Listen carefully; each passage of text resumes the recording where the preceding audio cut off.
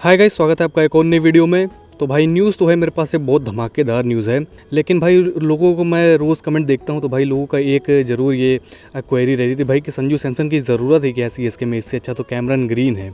तो भाई इस टॉपिक पे भाई मुझे लगता है बहुत अच्छी डिस्कशन आज इस वीडियो में आपको मिलने वाली है। लेकिन उससे पहले अगर आपको टेलीग्राम ज्वाइन करना तो प्लीज़ ज्वाइन कर लीजिए, क्योंकि भाई वहाँ पर आपको सारा सब कुछ सबसे पहले मिलता है, न्यूज़ मिलती है, डिस्कशंस आप कर सकते हैं। तो link is in the description, आप जाके ज्वाइन कर सकते हैं, डिस्क्रिप्शन में लिंक है। और हाँ, सब्सक्राइब ज़रूर कर दीजिएगा चैनल को और वीडियो को ज़रूर लाइक कर दीजिएगा, क्योंकि ऐसी वीडियोस हम लोग आपके लिए लाते रहते हैं। तो प्लीज़ इसमें आप थोड़ा अपना 2 सेकंड दे सकते हैं। तो चलिए फाइनली शुरू कर लेते हैं इस वीडियो को। सीएसके के फैंस के बीच एक बड़ा क्वेश्चन घूम रहा है कि भाई संजू सैमसन को लाना चाहिए या कैमरन ग्रीन पे ऑल इन जाना चाहिए। एक तरफ एक भाई स्टाइलिश इंडियन बैटर जिसका फ़ैन बेस भाई ज़बरदस्त है, आपको पता ही है, और दूसरी तरफ एक ऑस्ट्रेलिया मतलब ऑजी ऑलराउंडर जो बैटिंग फील्डिंग बॉलिंग सब कुछ कर सकता है, मतलब 3D प्लेयर, एक टॉप 3D प्लेयर आप कह सकते हैं। तो इस वीडियो हम लोग देखने वाले कि भाई स्क्वाड डेप्थ का एनालिसिस करने वाले हैं, संजू सैमसन के आने का इम्पैक्ट करने वाले हैं, ग्रीन के आने से क्या फ़ायदे हो सकते हैं, और एंड में भाई देखते हैं कि भाई कौन रियल फिट है भाई सीएसके के 2026 के सीज़न के लिए, स्क्वाड में कौन ज़्यादा फिट बैठेगा। तो वीडियो को पूरा ज़रूर देखना एंड तक, क्योंकि भाई ये सिर्फ एक प्लेयर का कंपैरिजन नहीं है, हम लोग ये पूरी ऑक्शन स्ट्रेटजी एक हिसाब से देख सकते हैं कि भाई सीएसके कैसा मतलब इस ऑक्शन में जाने वाली है, कैसे अपनी टीम को बैलेंस करने वाली है। तो प्लीज़ पूरा वीडियो ज़रूर देखिएगा। तो सबसे पहले हम लोग इसको पार्ट्स में डिवाइड किया हमने। तो पार्ट 1 में है कि भाई सीएसके का टॉप ऑर्डर जो कि इतना फुल है। तो भाई अगर 2025 में सीएसके का टॉप ऑर्डर देखें तो भाई इसमें सचिन रविंद्र थे, डवन कॉनवे थे, ऋतुराज गायकवाड़ को भी मान सकते हैं, हालांकि वो बाहर चले गए थे लेकिन वो भी थे। तो और आयुष मात्रे हैं जो कि भाई यूथ हैं, पावरफुल हैं, फियरलेस हैं, ओपनर हैं भाई, मतलब उर्विल पटेल हैं जो कि कीपिंग भी कर सकते हैं और एग्रेसिव भी हैं। ऋतुराज गायकवाड़ का आपको पता है कि भाई हमारे कैप्टन है और भाई क्लासी प्लेयर हैं, उनका तो भाई बात ही ना करें, तो भाई इस डिस्कशन में लाना ही नहीं चाहिए उनको। और डेवन कॉनवे तो भाई आप मान सकते हैं कि भाई रिलायबल हैं, कंसिस्टेंट हैं, हालांकि कुछ फॉर्म उनका अच्छा नहीं रहा है लेकिन फिर भी अच्छे तो हैं ही वो। सचिन रविंद्र भी हैं। तो भाई ये हमारे पास 4 ऑप्शंस ऑलरेडी हैं, टॉप 3 के लिए लड़ रहे हैं सारे 4-5 ऑप्शंस। उस पर भाई अगर आप संजू सैमसन को लाते हैं तो क्या वो मिडिल ऑर्डर में बैटिंग करेंगे? मेरा जवाब है नहीं। भाई संजू का पीक रोल जो है वो या तो ओपन करते हैं या तो भाई 1 डाउन खेलते हैं, उसके नीचे तो भाई मुझे लगता है कि वो नहीं खेलने आएंगे। और ये जो स्पॉट्स हैं ओपनिंग और नंबर 3, ये तो मुझे लगता है सीएसके के फिक्स्ड हैं। और सीएसके मतलब किसी प्लेयर को लेके उसका नेचुरल रोल फोर्सफुली चेंज नहीं करता मेरे हिसाब से, ये उनका सिस्टम नहीं है। तो मेरे हिसाब से बहुत ये एक अनफिटिंग प्लेयर है मेरे हिसाब से अगर देखा जाए सीएसके की स्क्वाड में। फिर मैं पार्ट 2 के ऊपर आपको ले चलता हूँ जो कि है टीम का बैलेंस। तो कैसे मतलब अनबैलेंस कर सकते हैं संजू सैमसन इस पूरी टीम को। तो भाई सैमसन का सीएसके में आना उनका खुद का इम्पैक्ट कम करेगा और टीम को भी कंफ्यूज करेगा। भाई टॉप ऑर्डर में क्राउडिंग हो जाएगी, 4 प्लेयर 5 प्लेयर ऑलरेडी हैं, फिर आप संजू ले आइए 5th 6th प्लेयर हो जाएंगे। मिडिल ऑर्डर में प्रूवन नहीं है भाई, आपको पता ही है भाई, ये टॉप ऑर्डर पे ज़्यादा रिलाई करते हैं, स्पिन कंडीशंस में उनका गेम थोड़ा स्ट्रगल करता है, आपने देखा होगा। और बॉलिंग तो भाई करते नहीं, इसका तो कोई वही नहीं है, तो ऑलराउंड वैल्यू ही नहीं मिलती है इनके लिए। अब विकेट कीपिंग रोल भी भाई थोड़ा अनक्लियर है, क्योंकि भाई अभी MS धोनी भी हैं, उर्विल पटेल भी हैं, अगर वंशवेदी को साइन कर लेते तो वंशवेदी भी हैं। तो भाई कितने सारे हमारे पास ऑप्शंस हैं। और डेवन कॉनवे अगर नहीं रिलीज़ करते तो भाई डेवन कॉनवे भी हैं। तो अगर हम लोग संजू को लाते हैं तो भाई एक टॉप ऑर्डर बैट्समैन बेंच होगा, सबसे पहले बात तो ये है। विकेट कीपिंग का रोल भाई जो है वो कन्फ्यूज हो जाएगा, कन्फ्यूज़ मतलब टीम हो जाएगी कि भाई किसे खिलाएं किसे ना खिलाएं। और मिडिल ऑर्डर में भाई यूटिलिटी भी कम पड़ जाएगी, आप अगर माने ना माने। फिर भाई IPL जैसे टूर्नामेंट में आपको चाहिए कि भाई प्लेयर्स जो मल्टी डायमेंशनल हो, वो ज़्यादा मतलब फ़ायदेमंद होता है। और संजू एक प्योर बैटर है लेकिन उनका रोल ऑलरेडी भाई ओवरलैप कर रहा है।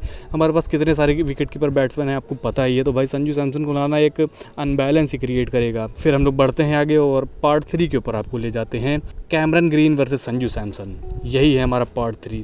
तो भाई अब सबसे इंपॉर्टेंट पॉइंट, ऑक्शन का पैसा। भाई आपको प्लेयर पे मतलब 18 करोड़ आप अगर उनको देकर अपनी टीम में ला रहे हैं तो भाई उसका मतलब उस पैसे से क्या रिटर्न मिलना चाहिए सीएसके के लिए। अगर संजू सैमसन की हम लोग बात करें तो भाई सिर्फ बैटिंग मिलेगी, इंडियन प्लेयर होने के बावजूद 10 साल से IPL में एवरेज रिटर्न्स उन्होंने दिए हैं। ऐसा नहीं है कि भाई कोई आउटस्टैंडिंग सीज़न दिया हो, दिल्ली के लिए मुझे लगता है कुछ अच्छा खेले होंगे, लेकिन लीडरशिप भी RR में ज़्यादा इम्पैक्टफुल रही नहीं है। आप आपको पता ही होगा भाई, हम रिकॉर्ड देख सकते हैं 2022 का जो IPL था वही अगर हम लोग साइड लाइन कर दे, जिसमें जॉस बटलर भाई एक तरफा रन्स मार रहे थे, अगर उसको साइड लाइन कर दे तो उसके अलावा मुझे लगता है संजू सैमसन ने लीडर से भी कुछ ज़्यादा किया नहीं है।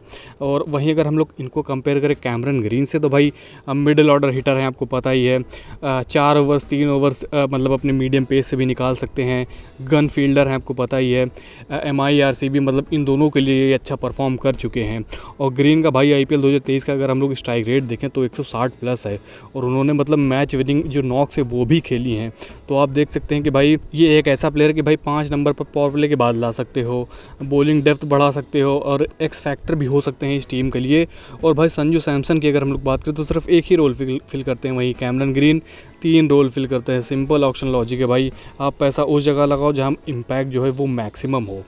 तो ये हो गई इम्पैक्ट की बात। फिर हम लोग आगे बढ़ते हैं भाई नंबर 4 पे, जो हमारा पार्ट 4 है, wicket keeping drama Dhoni factor, क्या धोनी संन्यास ले लेंगे, तो ये हमारा पार्ट 4 है। भाई CSK फैंस के लिए एक सेंसिटिव एंगल है जो कि है MS धोनी, आपको पता ही होगा।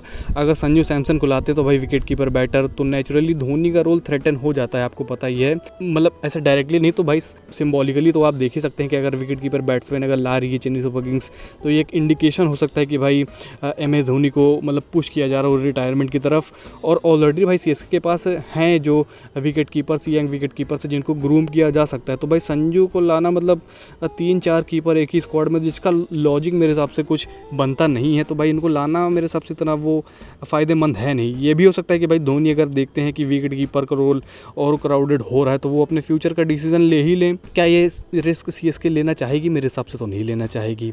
अब हम लोग आगे बढ़ते हैं और बात करते हैं पॉइंट 5 की, पार्ट 5 की, जो कि ये भाई कैसे ग्रीन जो है वो बेटर फिट हैं। अब फाइनल वर्डिक्ट आप मेरा देख लीजिए। तो कैमरन ग्रीन भाई लॉन्ग टर्म IPL एसेट है, वो आपको बैटिंग पावर भी देंगे, बॉलिंग ऑप्शन भी देंगे, फिनिशर रोल भी देंगे, और ऑस्ट्रेलियन कंसिस्टेंसी माइंडसेट ये भी आपको वो देंगे। और बात करें अगर हम लोग संजू सैमसन की, तो भाई टैलेंटेड ज़रूर हैं वो, लेकिन उनका रोल ऑलरेडी कवर्ड है CSK की सेटअप में। अगर CSK को ऑक्शन में एक बड़ा मूव लाना है तो भाई ग्रीन पे जाना सेफ होगा मेरे हिसाब से, स्ट्रैटेजिक भी वही होगा। और बात करें अगर हम लोग CSK की, तो भाई वो ट्रॉफी के लिए टीम बनाते हैं, ना कि TRP के लिए। फैन हाइप से ज़्यादा उन्हें चाहिए कि भाई स्क्वाड में क्लैरिटी हो और मल्टी यूटिलिटी हो, जैसे कि ग्रीन वो प्लेयर है जो आपको धोनी के बाद के एरा को स्मूथ बना के दे सकते हैं मेरे हिसाब से। तो आपको क्या लगता है भाई, कमेंट करके बताओ, ग्रीन या संजू, किस प्लेयर को देखना चाहोगे येलो जर्सी में। फिर हम लोग आगे बढ़ते हैं और बात करते हैं भाई इंडिया वर्सेस इंग्लैंड और अंशुल कंबोज की बात करते हैं। तो जैसा कि आपको पता है कि भाई जसप्रीत बुमराह ये मैच खेलने वाले हैं, सिराज हैं ही, लेकिन एक और जो बहुत बड़ा एक कह सकते हैं भाई स्विंग में जो साथ देने वाला है जसप्रीत बुमराह का, अब वो है भाई हमारे अंशुल कंबोज। मतलब डेब्यू मैच, लेकिन भाई डोमेस्टिक 8 ओवर्स में बंदे ने भाई कंसिस्टेंटली परफॉर्म किया, आपको पता ही होगा। CSK के लिए काफ़ी अच्छा किया था, टॉल है, एथलेटिक है, नेचुरल सीम बॉलर, आपको पता ही होगा, 135-40 और कंट्रोल भी रखता है। और सबसे बड़ी बात भाई विकेट टेकिंग इंटेंट है इसके अंदर। कंबोज भाई मतलब जो नई बॉल है उससे मूवमेंट निकाल सकता है, बड़े स्पेल्स डाल सकता है। और अगर मैनचेस्टर पिच की हम लोग बात करें तो भाई थोड़ी ग्रीन या फिर डैम्प रही है, तो भाई कंबोज मतलब एक बहुत बड़ा सरप्राइज फैक्टर हो सकता है मेरे हिसाब से। टीम ऑलरेडी बुमराह पे हैवीली डिपेंडेंट है, आपको पता ही होगा। सिराज का फॉर्म भी थोड़ा अप डाउन रहता है, और बाकी बॉलर्स का देखा जाए तो मतलब इकोनॉमी थोड़ी उनकी बड़ी रहती है। तो भाई अगर अंशुल कंबोज यहाँ पे एक फ्रेश एनर्जी लेकर आते हैं, डिसिप्लिन लेकर आते हैं, डेप्थ लेकर आते हैं, तो ये मुझे लगता है इंडिया के लिए एक जैकपॉट ही होगा मेरे हिसाब से देखा जाए। और बॉलिंग कोच का भी कहना है कि भाई उनका रनअप स्मूथ है, रिपीटेबल है, और इंग्लैंड की कंडीशंस पे ये हेल्प करता है भाई। मतलब यानी सिर्फ फिट नहीं करता बल्कि ज़रूरत है भाई अंशुल कंबोज की इस समय टीम इंडिया को।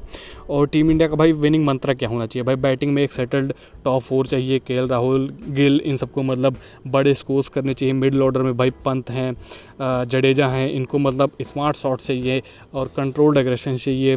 बुमराह, कंबोज, सिराज ये लोग मतलब सरप्राइज़ कर सकते हैं ओल्ड ट्रैफर्ड की कंडीशंस में। और स्पिन को भाई टाइम पे इंट्रोड्यूस करना होगा, और कुलदीप यादव का सिलेक्शन मेरे हिसाब से काफ़ी क्रूशल होने वाला है। और सबसे ज़रूरी बात, इंटेंट और फील्डिंग होनी चाहिए, कैच नहीं छोड़ने भाई प्लीज़। तो भाई अब हम लोग कंक्लूजन की तरफ बढ़ते हैं। तो भाई और बहनों, इंडिया के पास जीतने का मौका अभी भी है। इंग्लैंड थोड़ा ओवर कॉन्फिडेंट भी हो गया, मतलब उन्होंने बताया कि भाई इसी मैच में ख़त्म करना ये वो। और इंडिया का बॉलिंग अटैक अगर पिच से थोड़ा भी मदद ले पाया तो भाई मैच पलट सकता है। और अंशुल कंबोज के लिए ये सब डेब्यू नहीं है, स्टेटमेंट होगा।